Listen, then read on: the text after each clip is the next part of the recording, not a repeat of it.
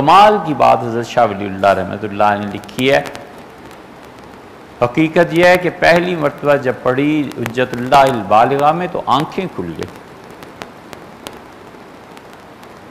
77-78 کی بات ہے جب پہلی مرتبہ حجت اللہ البالغہ پڑھنے کا موقع ہوا، اور وہ بھی اساتذہ نے مسلسل توجہ دلائی کہ اس کو پڑھو۔ دیکھو حضرت رحمۃ اللہ نے کیا لکھا ہے، اب تک وہ بات یاد آتی ہے۔ کمال کی بات شاہ ولی اللہ رحمۃ اللہ نے لکھی ہے۔ انہوں نے کہا یہ جو نماز پڑھتے ہیں نا ہم، یہ نماز استعداد پیدا کرتی ہے اللہ کی زیارت کی۔ اس کی مثال ہم آپ کو دیں۔ حضرت رحمۃ اللہ نے اس کی طرف اشارہ فرمایا ہے، ان پچھلی 3 صدیوں میں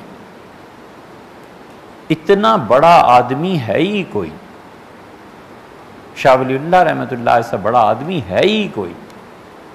عالم دین کی جتنی شرائط آپ طے کریں نا، سب پہ حضرت پورے اترتے۔ کمال کی ہستی تھی۔ شبلی جیسے مورخ نے ایک جگہ لکھا، اور سید سلیمان ندوی رحمۃ اللہ علیہ نے، کہ اللہ کی قدرت ہے اور اللہ کے ہاں یہ بھی معجزہ ظاہر، کرامت ظاہر ہونی تھی کہ شاہ ولی اللہ جیسا آدمی اسلام کے دور زوال میں دلی میں پیدا ہوا۔ ورلڈ آرڈر مرتب کیا شاہ ولی اللہ رحمۃ اللہ علیہ نے۔ اگر مسلمانوں کی حکومت میں کہیں جان ہوتی اور ورلڈ آرڈر اس وقت کا نافذ ہو جاتا، تو یہ ایسے ہی ہوتا جیسے امریکہ نے ورلڈ آرڈر دیا اور وہ اب نافذ ہو رہا ہے آہستہ آہستہ پوری دنیا میں۔ ایسا ورلڈ آرڈر دنیا پر نظر رکھ کے اور اس کو مرتب کرنے والے شاہ ولی اللہ رحمۃ اللہ علیہ اکیلے آدمی ہیں۔ ان کے معاصرین میں کوئی آدمی ایسا نہیں ہے جس کی اتنی گہری نگاہ۔ اب دیکھیں یہ جتنے بچے ایکسرسائز کرتے ہیں نا یا ویٹ اٹھاتے ہیں، پہلے دن استاد اسے مثلا ایک پاؤ بتاتا ہے کہ اسے اٹھاؤ، مقدر ایسے چلاؤ، اتنی مرتبہ اٹھنا اور بیٹھنا ہے۔ پھر وہ سمجھتا ہے کہ 10 دن بعد اب بچہ اس پہ ٹرینڈ ہو گیا، وہ کہتا ہے اسے ڈبل کر دو، وہ کہتا ہے اسے پھر ڈبل کر دو۔ ہوتے ہوتے وہ اس کو جو ایک پاؤ نہیں اٹھا سکتا تھا 1 من تک لے جاتا ہے۔ آہستہ آہستہ اس کی صلاحیت بڑھتی ہے۔ یہ جو صلاحیت بڑھنے کی چیز ہے، کمال کی بات حضرت شاہ ولی اللہ محدث دہلوی رحمۃ اللہ نے لکھی ہے، اور حضرت کے علاوہ یہ کہیں غالباً نہیں ملتی۔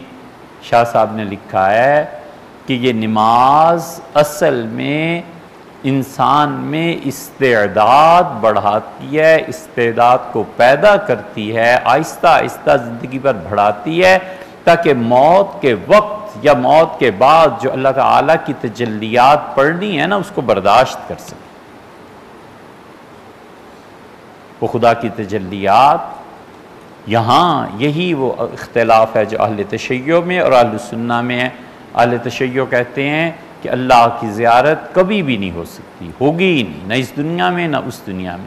اہل سنہ کہتے ہیں اس دنیا میں تو اللہ کی زیارت نہیں ہوتی، مگر اس دنیا میں زیارت ہوگی۔ اور پھر وہ نصوص اور ساری عقیدے کی بحث ہے، مگر وہ کہتے ہیں کہ اس دن جو اللہ کی زیارت ہوگی، قرآن کریم کی کتنی صاف بات ہے۔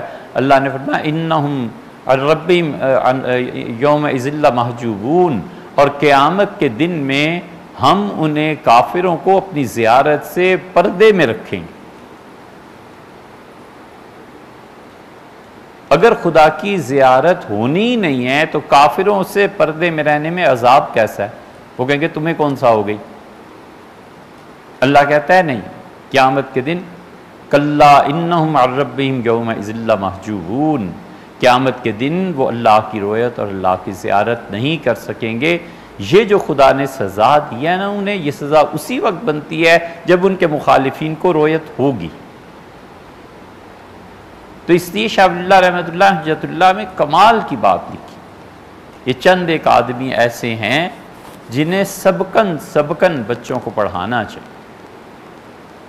شاطبی ہیں، شاہ ولی اللہ ہیں، ابن عربی ہیں، فصوص الحکم ہے، مثنوی جیسی چیز دنیا کی کسی زبان میں نہیں۔ ہم بلا خوف تردید عرض کرتے ہیں مثنوی جیسی چیز دنیا کی کسی زبان میں نہیں ہے۔ یہ چیزیں اور شاہ ولی اللہ رحمۃ اللہ علیہ کی حجت اللہ البالغہ خیر کثیر یہ بنیادی طور پہ بتاتی ہیں کہ دین ہے کیا۔